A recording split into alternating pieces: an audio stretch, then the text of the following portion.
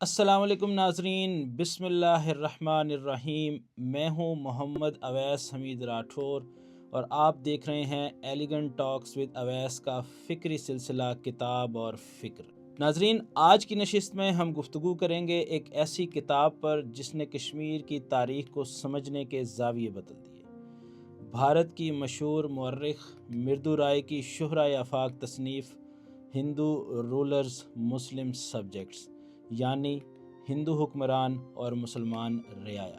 ناظرین، مردو رائے نہ صرف جنوبی ایشیا کی جدید تاریخ کی ایک نمایاں محققہ ہیں بلکہ دنیا کی بڑی جامعات جیسے Yale, Columbia, university of London, ان جیسی جامعات میں تدریس کا اعزاز بھی رکھتی ہیں۔ یہ کتاب پرنسٹن یونیورسٹی پریس سے شائع ہوئی اور ییل یونیورسٹی نے اسے بین الاقوامی موضوع پر بہترین پہلی کتاب کا انعام بھی دیا۔ کتاب کل 5 ابواب، 335 صفحات اور چند تاریخی تصاویر پر مشتمل ہے۔ ناظرین، میری نظر میں مصنفہ اگرچہ ایک بھارتی ہندو ہیں لیکن وہ اپنی تحقیق میں غیر معمولی دیانت کے ساتھ بھارتی و ڈوگرائی قوم پرست بیانیے سے ہٹ کر سچائی کے قریب پہنچنے کی کوشش کرتی دکھائی دیتی۔ البتہ یہ فیصلہ کہ وہ کس حد تک کامیاب رہیں یہ ہر قاری اپنے فہم کے مطابق کر سکتا ہے۔ ناظرین، اس کتاب کا جو پہلا باب مردو رائے نے باندھا ہے اس کا عنوان ہے علاقائی خود مختاری،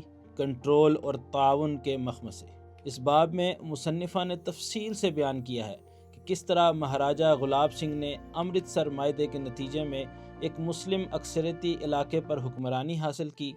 یہی وہ معاہدہ تھا جس کے تحت برطانوی حکومت نے محض 75 لاکھ نانک شاہی روپے کے عوض پورے جموں کشمیر کو ایک ہندو جاگیردار کے حوالے کیا، گویا انسانوں کی ایک پوری آبادی کو فروخت کر دیا گیا۔ رائے لکھتی ہیں کہ امرتسر معاہدہ نے جموں کشمیر کے لوگوں کو رعایا نہیں بلکہ ورکشاپ کے مزدور بنا دیا جن کا کام صرف ریاست کے خزانے کو بھرنا تھا۔ مصنفہ اس معاہدے کو اقبال کے شعر سے شروع کرتی ہیں تاکہ اس غلامی کے پس منظر میں کشمیر کی سیاسی و سماجی ساخت کا جائزہ لیا جا سکے۔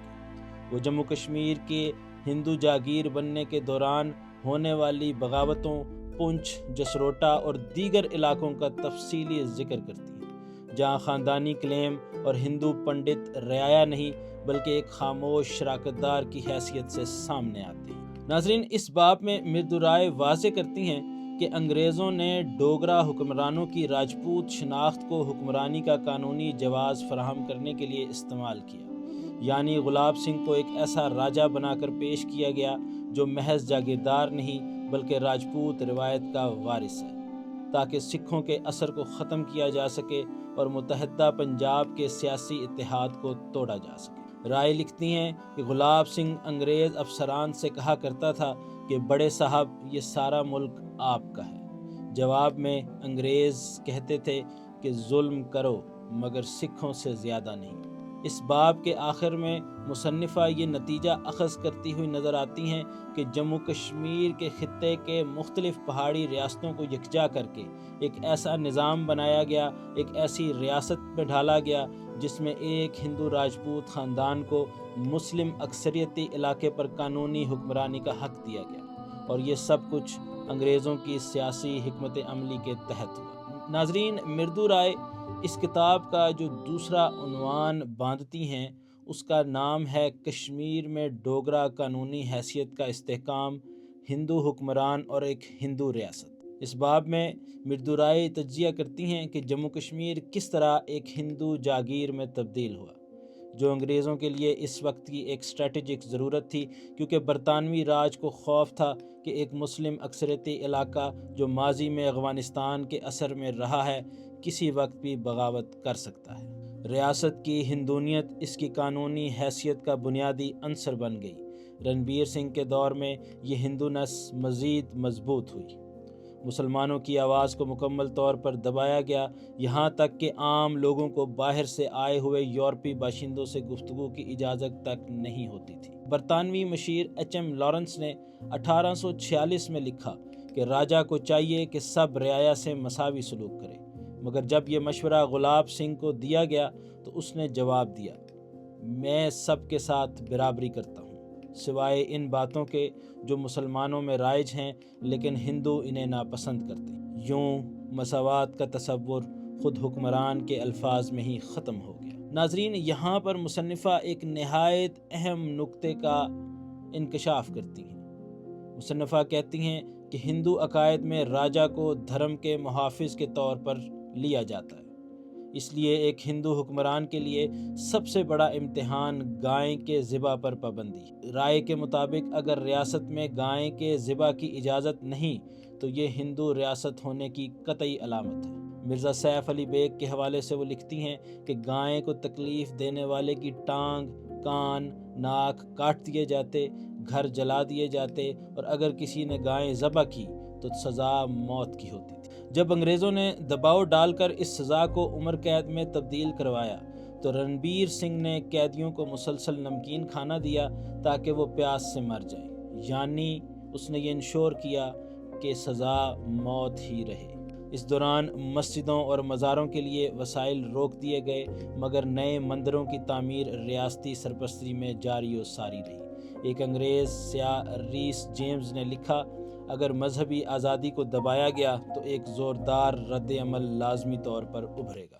رنبیر سنگھ نے ہندو ریاست کو مستحکم کرنے کے لیے دھرماتھ نامی محکمہ قائم کیا، جو مندروں، جاگیروں اور مذہبی آمدنی کا نگران تھا۔ یہ محکمہ اس بات کو یقینی بناتا تھا کہ ریاست کی ہندوانہ شناخت ہمیشہ برقرار رہے۔ دھرماتھ ٹرسٹ کے ذریعے ڈوگرا حکمران کشمیر میں ہندو مذہب کا سرپرست بن گیا۔ ناظرین، رنبیر سنگھ نے جہاں آئین دھرماتھ بنایا وہاں دستور عمل نامی دستاویز بھی مرتب کی تاکہ گدی کے وارثوں کے جھگڑوں میں ثالثی ہو سکے، اور اس میں واضح کیا گیا کہ ریاست کی ملکیت ہمیشہ گلاب سنگھ کی اولاد تک محدود رہے گی، اور یہ سب کچھ ہندو رسم رواج کی پاسداری سے مشروط کیا گیا، یعنی گلاب سنگھ کی اولاد بھی تبھی جموں کشمیر کی مالک قرار دی جا سکے گی جب وہ اپنے قدیم ہندوانہ رسم و رواج کو جاری و ساری رکھے۔ ناظرین، کتاب کے اس باب کے اختتام پر مردو رائے لکھتی ہیں کہ مسلمانوں کے نقطہ نظر سے دیکھا جائے تو کشمیر ہندو فقیروں کے زیر حکومت تھا جن سے وہ نفرت کرتے تھے، مگر جو ریاستی پشت پناہی سے طاقتور بھی ہو چکے تھے۔ سب سے حیران کن امر یہ تھا کہ مسلمان کاشتکار اپنی زمینوں سے حاصل ہونے والی آمدنی کے ذریعے ایک ہندو ریاست کے قیام میں حصہ ڈالنے پر مجبور تھا۔ ناظرین، مردو رائے کی یہ تحقیق نہ صرف جموں کشمیر کی سیاسی تاریخ کو نئے زاویے سے دیکھنے پر مجبور کرتی ہے بلکہ یہ بھی دکھاتی ہے کہ مذہب، اقتدار اور نوآبادیاتی سیاست کس طرح ایک دوسرے میں گندھے ہوئے تھے۔ اگلی قسط میں ہم اس کتاب کے تیسرے باب سے آگے بڑھیں گے جہاں رائے نے بتایا کہ مسلمان رعایا اس ہندو ریاست میں اپنی شناخت اور بقا کے لیے کس طرح جدوجہد کرتے رہے، اور اس بحث کا آغاز ہوتا ہے حکمرانوں کی ذمہ داری اور عوام کے حقوق کے باب کے۔ میں ہوں محمد اویس حمید راٹھور اور آپ دیکھ رہے ہیں ایلیگنٹ ٹاکس ود اویس کا پروگرام کتاب اور فکر۔